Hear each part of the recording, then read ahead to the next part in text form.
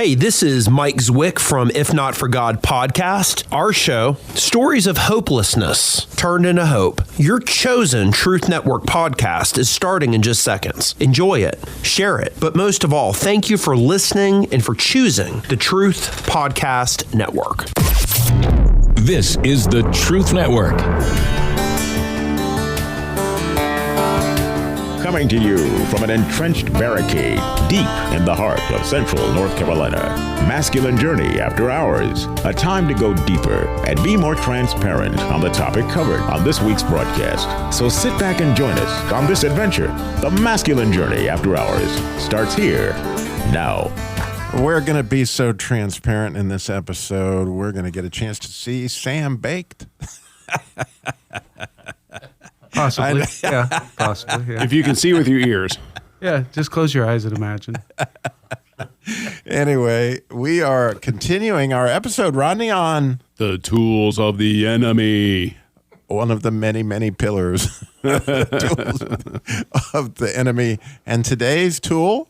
Today's tool is dun, dun, dun, neglect, marginalization, and leading into the orphan spirit. Yeah, and so Sam, you know, when you pick this category and then you bail on us, I don't know what it is.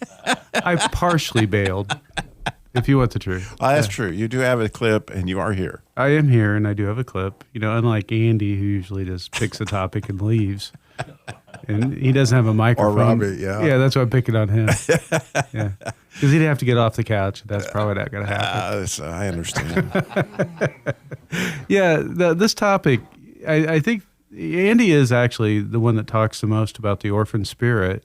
You know, God's really worked in his life on it, but it's something that we all battle when we understand really what it is. It's this understanding that I've got to make it on my own. I got to do it for myself. You know, no one's there for me, kind of thing. That especially a father, you know, in the picture. And so, you know, it's something that's very hard to break free from, especially if you've had success on your own. You know, if you've been able to make it in business and you haven't really had a whole lot of help along the way, then you begin to believe, okay, this is the right way to go.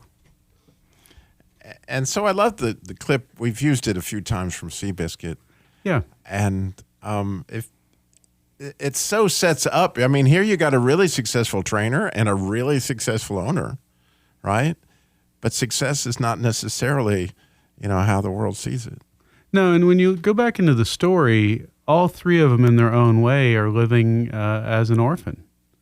And God brings them together, in my world anyway, the writer, you know, well, life brought them together because it's based on a true story. And they became a family unit. And the enemy doesn't like that to stay there. And he tries to get in and divide and force back into the orphan spirit. And so here you have the jockey who is finally forced to share something of his story, and right away the trainer wants to reject it. Unfortunately, the owner steps in and speaks some truth into his life. So we'll go ahead and play it and then come back and talk about it. It's not my fault, not this time. I told you, look out for Rosemont. I thought I had it. You stopped riding. I couldn't see him. What talking about? He was flying up your tail. Yeah, well, I can't What? see out there. He lied to us. What? He lied to us. You want a jockey who lies to us? What do you mean? He can't see. He's blind in one eye. It's fine, Tom. It's fine. Yeah, it's fine. You don't throw a whole life away just because it's banged up a little bit. Good night. Now, if you haven't seen the movie, what happens there is you've got the owner who kind of fathers the Tom, the trainer, you know, a little bit in this, but he's using some of his own words from previous in the movie. When the owner's asking him about, you know, should we put this horse down because it has a broken leg? Seabiscuit herself, right? Might have been Seabiscuit. Yeah, I think it was. And he said, no, you don't throw a life away just because it's banged up a little bit. And so it's reminding. And so it really reminded me of the time that God kind of steps in and reminds me of things so that I can have a good perspective. Sometimes he uses my own words, which is really embarrassing and humbling, just to remind me. So since, this is the whole transparent, we're going deep here. So when was that, Sam? I don't honestly have one right on top of my tongue. I will think of one hopefully by the end of the show. Oh, so I put you on the spot? You did. You did. What an opportunity. That was his entire goal. You left out one word. What's that? Effective. Okay. When God uses our words against us, yeah. For me, there's nothing that gets my attention more than when that happens. So, and it's one of the beauties of After Hours to me is, and it was Darren's idea originally, that we do this, was to actually, when you really get into somebody's story, so often you hear something, wow, that's just like, that happened to me, or something, and that clicks off something that happened to you. And so it's important that we go deep. It's important that we talk about things, where God was the hero of the story, not me, right? And so when I thought about this topic, I was looking for something as where do I feel invisible? And so I actually put that in YouTube, where do I feel invisible? And what came up was this clip from the Chosen series, actually The Woman at the Well.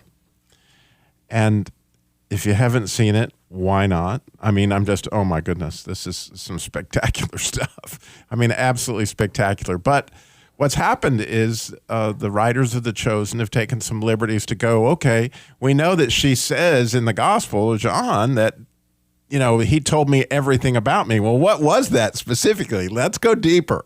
And so this woman Jesus actually goes deep with a woman, telling her very specifically what those things led to her being marginalized in the community, why everybody thought she was white trash, Middle Eastern trash. No, I'm trying to think of Samaritan trash. However that looked. I don't know. But anyway, what led to those? And so when Jesus actually shares, if you listen carefully, he starts out describing to her the different marriages that she had. And she hears things that she probably had not put together herself on the reason for certain parts of her behavior. And she realizes that not only were you there all along, but you know me better than I know myself, and you really care. And it's an amazing thing. So take a listen. The first one was named Ramin. You were a woman of purity who was excited to be married. But he wasn't a good man. He hurt you, and it made you question marriage and even the practice of your faith. Stop it. The second was Farzad. On your wedding night, his skin smelled like oranges. And to this day, every time you pass by the oranges in the market, you feel guilty for leaving him, because he was the only truly godly man you've been with. But you felt unworthy. Why are you doing this? I have not revealed myself to the public as the Messiah. You are the first. It would be good if you believed me.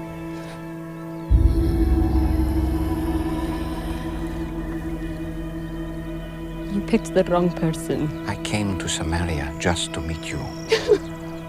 Do you think it's an accident that I'm here in the middle of the day? I am rejected by others. I know, but not by the Messiah.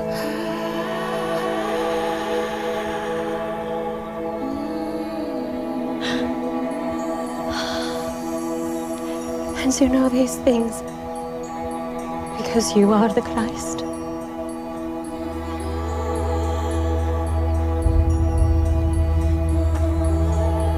I'm going to tell everyone.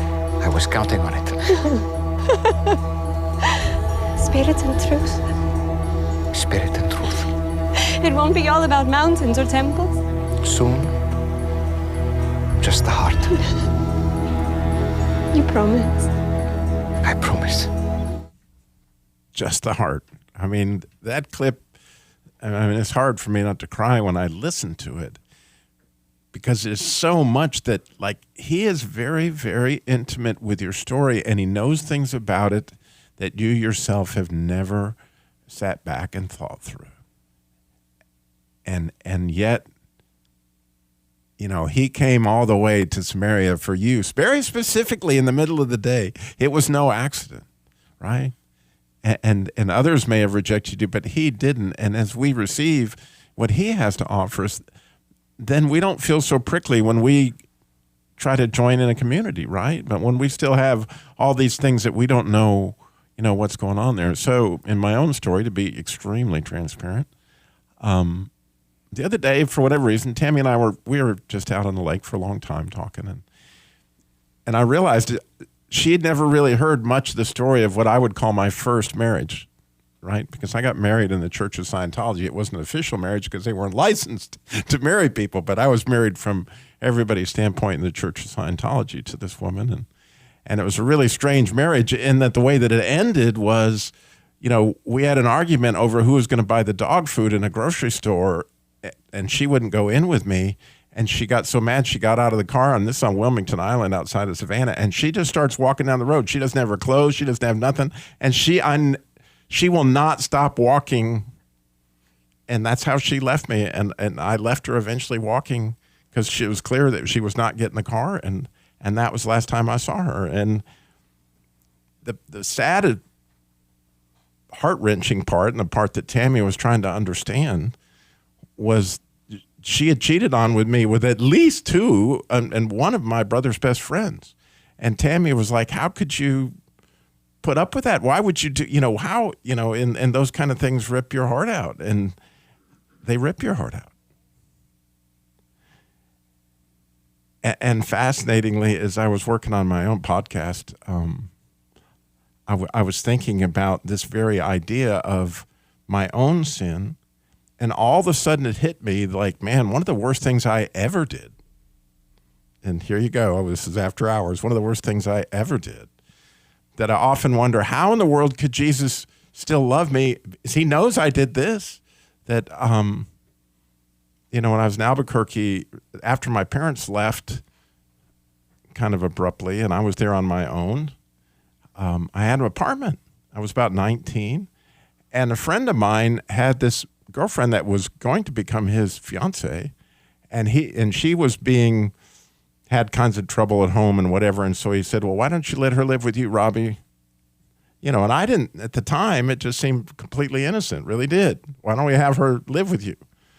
Well, that wasn't a good idea. I mean, you know, looking back on it, you know, this was not a good idea, okay? And you know, she had issues. There's no doubt she had issues, but I must have had them too, because one night I came home drunk, honestly. And I mean, I actually slept with this girl's, you know, with this guy's future wife. Man, me, right? Just like what I was so mad at and as I started to think about that, wow, you know, there is a certain pattern of this in my life, and like, wow, I didn't realize that, you know, that's me too. That's me too. And yet, in spite of how unthinkable that is to me, you know, Jesus still is in there slowly unpacking this stuff. So, you know, it's kind of like that story of John Lynch, you know, yeah, that's a lot of sin. But the question is that sin separating you from God, right? Are you on your own? Because if your sin's separating you from God, you're definitely an orphan, okay? Or are you, you know, let's work on it together, kid, and able to share that. And again, the idea here is, you know, what's in your story that really needs to be, you know, worked on. You know, I had a thought just recently about our relationship with God and how he takes us even when we do things like you just described. And I got to thinking about it that, you know, God acting toward me the way he does would be like me looking outside and here's this slimy snail crawling up the driveway, leaving a slime trail behind, and I want to be its friend. I want to be its buddy. I want to take care of it. And that's how, I think, that's how I am in relationship to God. At my very best, I'm a slimy, crawly snail, but he loves me and he accepts me, wanting me to be better. Yeah, Sam's ready, I think. He's Yeah, there were a couple things from that clip. Robbie, you asked the point, does our sin separate us from God? Well, Jesus entered in right where she was, right? He routinely did that. Now, he had a conversation he had to have with her and set her heart free. But I think that, that adage, you look at what the fruit of what Jesus did was he was always entering in where people were, right? They didn't have to come to him. Well, some came to him, but most of the time he went to them. You triggered one of the most powerful things I've heard in the last 20 years that most people need to get to. I think everybody hears, your sin separates you from God. That's past tense. If you have Jesus in your life, it doesn't separate you from God. God separated you through Jesus from your sin. So we are free. We just don't feel like we deserve it. Sort of like the slug. Or my wife, it was wormology, that we end up wanting to tear ourselves down, not remembering that the creator of the universe loves us so much that he wants us built up.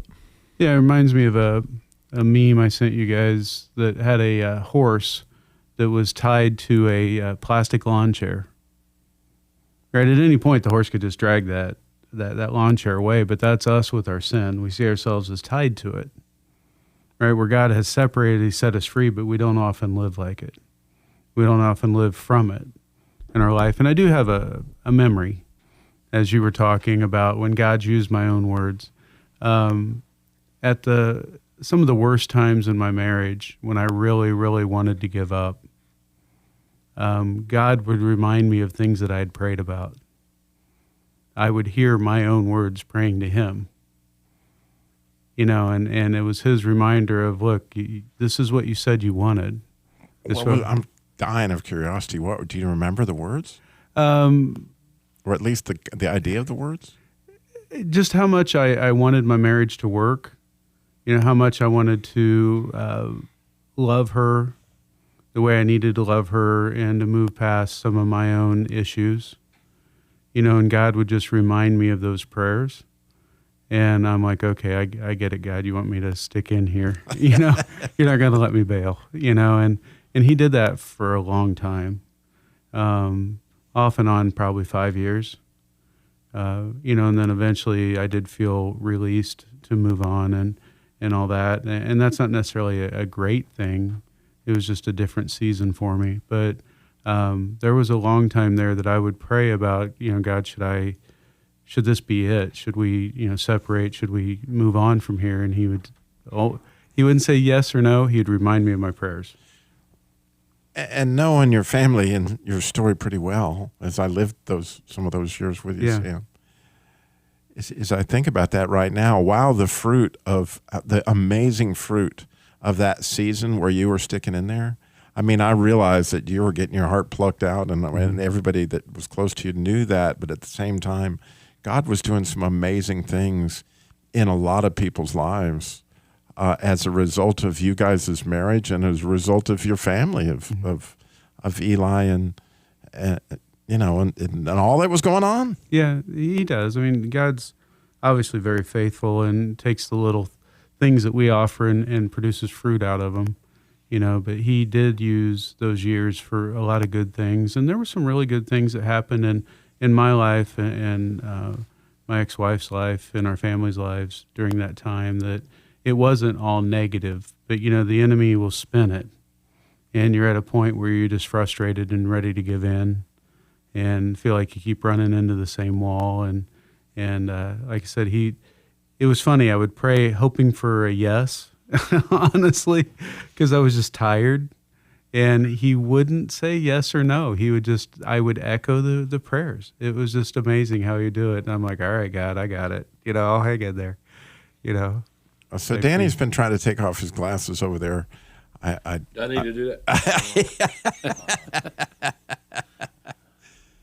I was thinking about, in all my drinking days, part of addiction is just trying to make yourself feel different than you really are. And I realized, just sitting here listening, that it was the loneliness and the abandonment that I felt. And I was trying to ease that pain.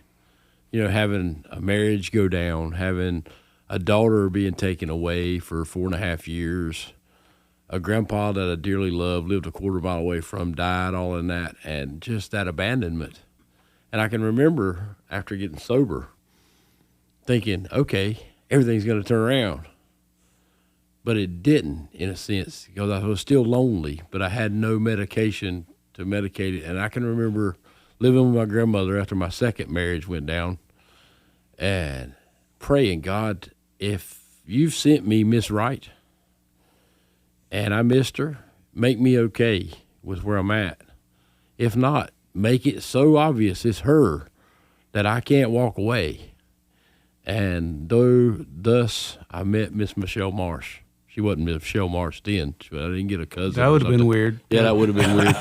You married your sister? Need some branches on your family. Hey, but it was God's answer, and Michelle and I were talking, coming back from Dad's over the weekend, and he compares his relationship to us to a marriage so much, and I was able to tell my wife after boot camps and stuff like that, is that that I have come to realize that either you really, really, really do love me, or you're dumb as a brick because you stayed with me this long. Because the love that God has poured into our lives is really incredible. And when I play back the tape, I've led an awesome life. Yeah, it's had its bumps and bruises, but God has been good to me. Yeah, that's some profound stuff. As you think that he was there for all the intimate details, all those twists and turns that even Satan tried to get you to sell you on this. He was still, like the father in Jim's clip, moving the toothpaste, so that we could find it. Yeah. I just, I've thought about that clip ever since. It was just a really great clip, Jim. I know that God gave me that one. And I wanted to speak to your female listeners. These guys weren't being cruel to Danny when he was pouring his heart out, making fun of him. That's what guys do. And that shows we love him. So, the day's not over yet. About the fact that It's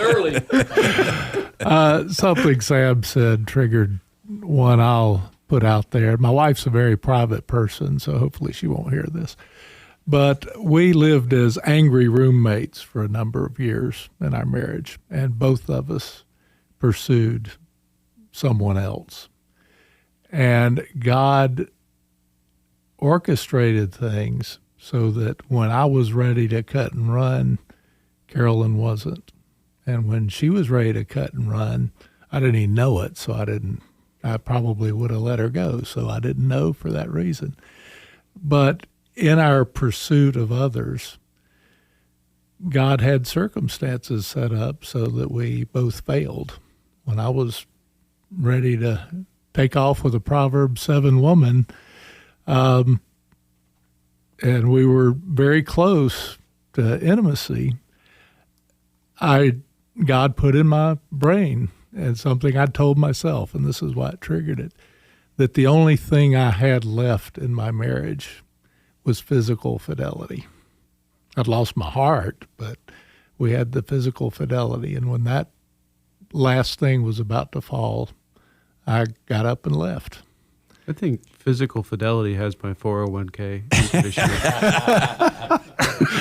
Yeah, they are big at doing that sort of thing. But God does, and in retrospect, I saw God's hand in it all. But at the time, it felt like hell.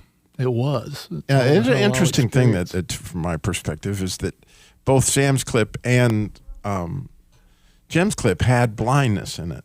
Mm-hmm.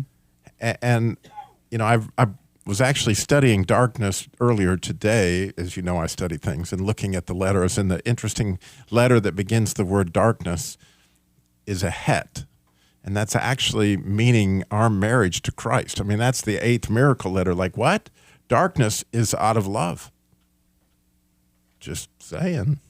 Because so we don't hurt ourselves. And like, oh my goodness, there's this idea of all the stuff that we don't see because he's really, in his own way, protecting us, right? It's an amazing thing as you think about how blind. Go ahead, Jim. You're dying over there. He doesn't like the way I said het or what? No. I'm fine with het or hate, whichever you prefer. Now you just triggered something else talking about that, about darkness. And this is my science nerd bit. Darkness does not exist. Darkness is the absence of light. And evil doesn't exist. It's the absence of God. And that to me always was very powerful. Interesting. Not real. Yeah. Everything is not as it appears. You know what I'm saying? So again, the idea is like, wow, do you experience this feeling like I'm on my own? And there's nobody here to like, and the idea is we're trying to, illustrate like, man, you have a whole bunch of people that are just like you. You're not alone in feeling alone. I mean, that's crazy is the way to say it, but it's true. You're not alone in the way that you feel alone, but God does not want it to stay that way. And in order to fix that, you can go to the free entrenchment camp that's coming up September 30th through October 1st. It's free. It's at masculinejourney.org, or the boot camp. It's coming up November 17th. That's the week before Thanksgiving. Always. That boot camp, oh my God, oh my goodness. It's going to be awesome. Join us, masculinejourney.org. This is the Truth Network.